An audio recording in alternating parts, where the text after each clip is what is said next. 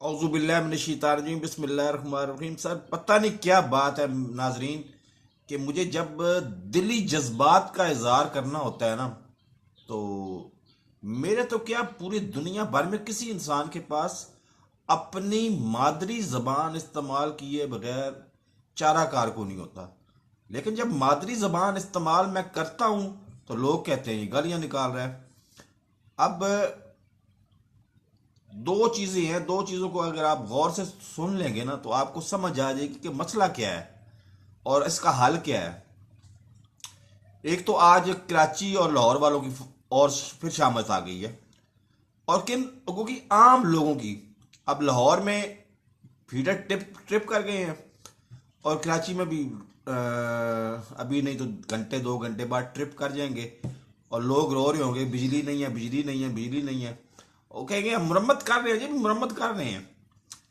अभी कल, मतलब गुज़श्ता कल मैंने वार्निंग दी थी कि बारिश का फेज शुरू हो रहा है, तो आप एक तो लाहौर से पानी निकालने का बंदोबस्त करें क्योंकि डेंगू इससे फैलेगा, और दूसरे नंबर पे आप वापडा वालों को पेशगी बाउंड करें कि तुम लोग फीडर अपने ठीक रखना, और ठीक नहीं रख सकते तो उसको जब भी वो ठीक खराब होते जाए फौरन ठीक कर देना।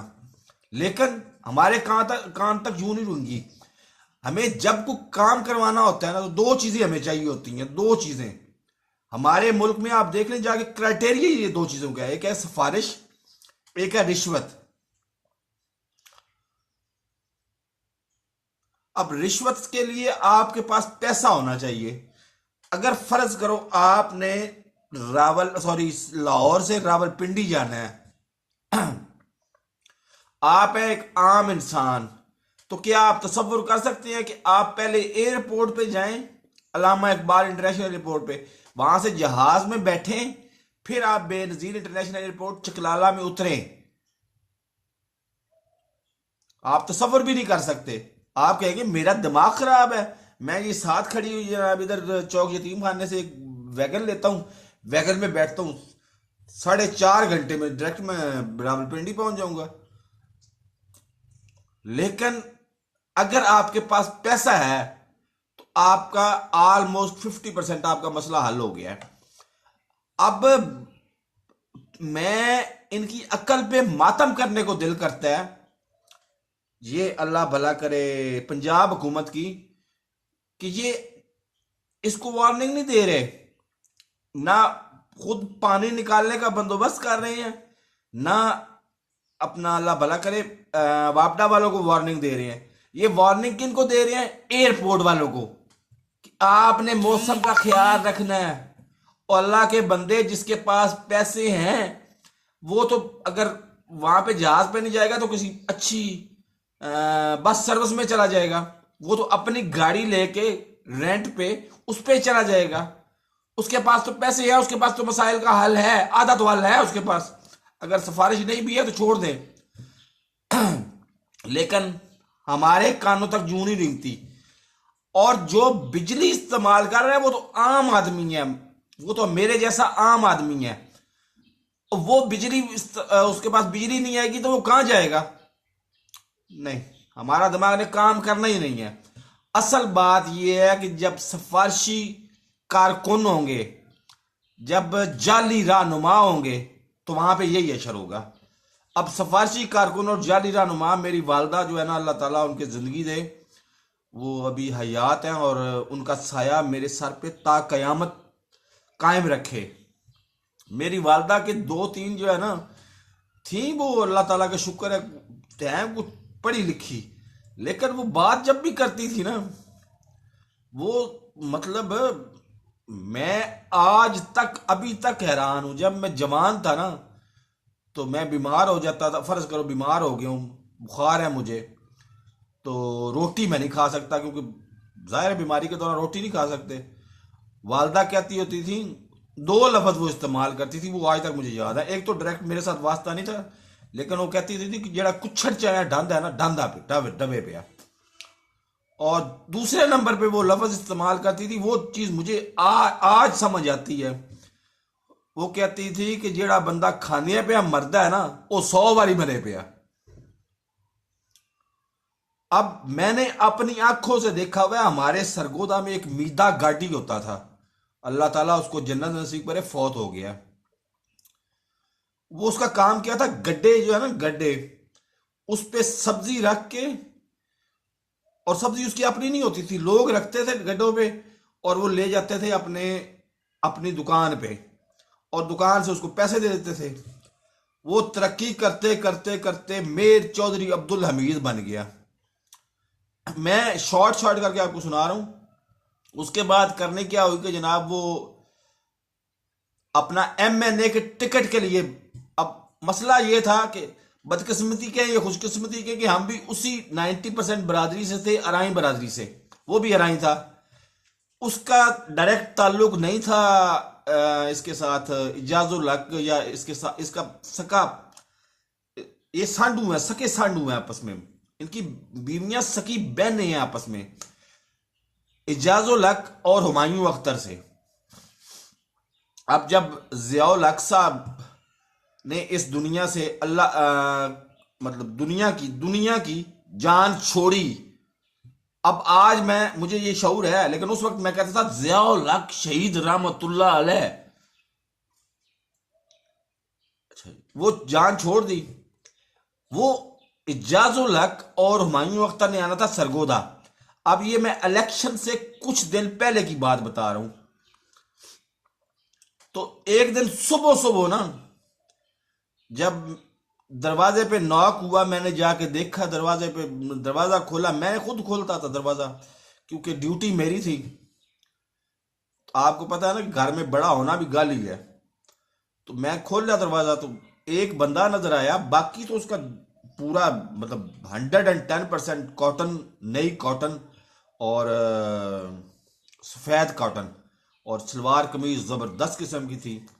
बंदा मुझे देखा देखा नजर आता था, लेकिन उसका 2 फीट ना यहाँ पे, जिस तरह से कोई आयल नहीं लग गिर जाता, आयल इधर निशान बना हुआ है।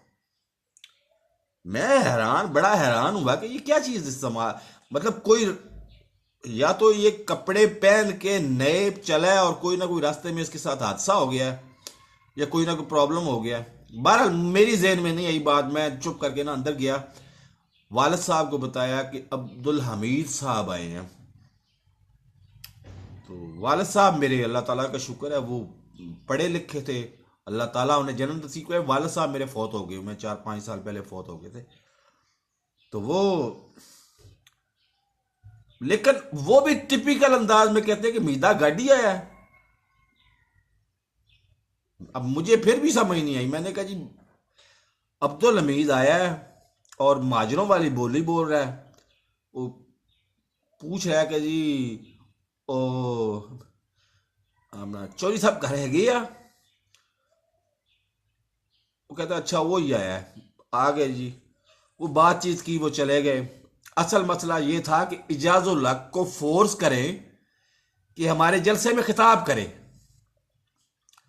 अब वक्त का धारा गुजर रहा है। उसके बाद एक दफा चौधरी अब्दुल हमीद की मैं बात कर रहा हूं, किसी और की बात नहीं कर रहा, चौधरी अब्दुल हमीद, मीर चौधरी अब्दुल हमीद, जो MNA भी हमारा रहा है। एक दफा टिकट का रौला असल क्या था, असल रौला ये था कि उन्होंने फीस, फर्ज करो उन्होंने फीस मांगी थी 1 करोड़ रुपया। मैं फर्जी बातें कर रहा हूं, 1 करोड़ रुपया इसके पास थे, टोटल 50 लाख रुपए। 50 लाख का इसने अरेंज करना था, असल रौला ये था। लेकिन चौधरी अब्दुल हमीद साहब को टिकट देने से इनकार कर दिया गया। किसका? नून लीग का। अब नून लीग का टिकट जब देने से इनकार किया गया तो चौधरी अब्दुल हमीद साहब एक जलसे को 15-20 बंदे इकट्ठे कर लेते थे। उसी जलसे से वो खिताब किया करते थे। 15-20 बंदे इकट्ठे करने के बाद वो जलसे से खिताब किया करते थे।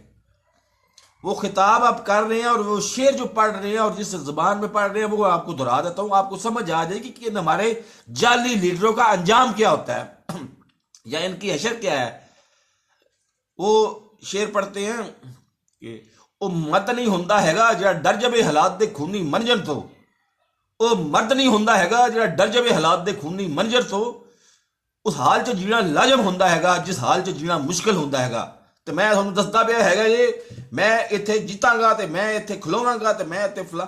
अब उसकी टांगे नीचे से कांप नहीं थी, लेकिन वो कह रहा था वो मर्द नहीं हुंदा हैगा जो डर जावे हालात दे खूनी मंजर तो। मैं उस हाल च जीना लाजम हुंदा जिस हाल च जीना मुश्किल हुंदा। अब मैं हैरान कि जी इस बंदे का कुछ तालीम से दूर दूर का वास्ता भी है। और वो जो अब आया था जब इतना बड़ा निशान बना हुआ था, तो वो निशान असल में ये था कि परफ्यूम फेंका हुआ था इधर, उसको परफ्यूम डालने का भी सेंस नहीं थी उसके। लेकिन बाद में वो पता चला कि MNA चौधरी अब्दुल हमीद बन गया। और आज 2021 में दोनों का आपको जवाब देता हूं। अगर इजाजुल हक आए सरगोदा में और फोन पे मुझे पता चले कि इजाजुल हक आया हुआ है, तो मैं कहूंगा मैं मसरूफ हूं, मैं तो गया हूं उधर अल्लाह भला करे ना कराची में, मैं तो अभी नहीं आ सकता। जान छुड़ाओ इन जाली रहनुमाओं से। और हमीद अब चौधरी अब्दुल हमीद का एक बेटा है, बेटा क्या नाम है उसका, नाम अभी फौरी तौर पे मेरे जहन में नहीं आ रहा। वो बजट इजलास में शेर व शायरी पढ़ रहा है, और शेर व शायरी किसके हक में पढ़ रहा है? नवाज शरीफ के हक में। तो हम पे और हमारे इन जाली लीडरों पे और हमारे ये उसी कबील की हैं, ये अल्लाह भला करे उस्मान बुजदार साहब भी सारी जिंदगी इन्होंने गुजारी है तौसा में। सारी तौसा ठीक हो? हाँ जी ठीक है। अच्छा वो तो रोटी शोटी खा बैठे हो? खा बैठे हैं। बस इससे ज्यादा इनका दिमाग काम ही नहीं करता। कल मैंने आपको बताया था कि मक्सी एक डॉक्टर है, डॉक्टर असल में यास्मीन राशिद साहबा के अंडर आता है, लेकिन वो इधर बना हुआ है चेयरमैन लाहौर में, और उसको उर्दू बोलने नहीं आती। उसके पास गाड़ियां खड़ी हुई हैं 4-5 खराब, ये सारा कुछ कर रहे हैं वहां पे, लेकिन वो प्रेजेंट नहीं कर पा रहा। और डेंगू की एक औरत मरने का इल्जाम लगाती है हमारी मीडिया हाउस वाली। अब हकीकत में डेंगू से वो नहीं मरी है वो जचकी पेचीदगी की वजह से, लेकिन वो जवाब नहीं दे पा रहा। और जब थोड़ा बहुत काम तुम कर ही रही हो, जो जिस सेक्टर में थोड़ा बहुत तुम काम कर रही हो उसको तो सही तरीके से रिप्रेजेंट करो। नहीं, उसको उनको तौफीक नहीं होनी, वो सीधी उर्दू नहीं बोल सकता, तो और क्या करेगा वो? इन हालात में क्या ये हमें जाली लीडर चाहिए? जो कोई एक आध असली लीडर चाहिए। हमें एक आध असली लीडर चाहिए जो हमारे पास खुशकिस्मती थी है, लेकिन हम इस्तेमाल अब तक नहीं कर पा रहे। हमने कहने को उसको पिछले 3 साल से वज़ीर आज़म बनाया हुआ है, लेकिन उसके हाथ जकड़ के खुशामंदियों को उसको उसके गिर्द घेरा तंग करके चुप करके सुकून से बैठे हुए हैं। असल हुक्मरान चुप करके सुकून से बैठे हुए हैं, करता रहे जो करता रहे। उसको महदूद आजादी दी हुई है, महदूद आजादी। उस आजादी से बेहतर है उसको कैद कर दे, उस आजादी से बेहतर है उसको गोली मार दें। अगर आजादी देनी है तो पूरी आजादी उसको दें, फिर देखेंगे ये सारी कौम ठीक होती है या नहीं होती, और फिर महंगाई खत्म होती है या नहीं होती, फिर क्या बेरोजगारी खत्म होती है या नहीं होती। मेरे इस YouTube चैनल को अगर सब्सक्राइब अब तक नहीं किया तो नीचे लगे लाल बटन को पुश करके सब्सक्राइब करें, और बेल आइकॉन को दबा के ऑल नोटिफिकेशन को ऑन कर दें, ताकि मेरी हर आने वाली नई चीखों पुकार आप तक पहुंचती रहे, बर वक्त पहुंचती रहे। अल्लाह हाफिज।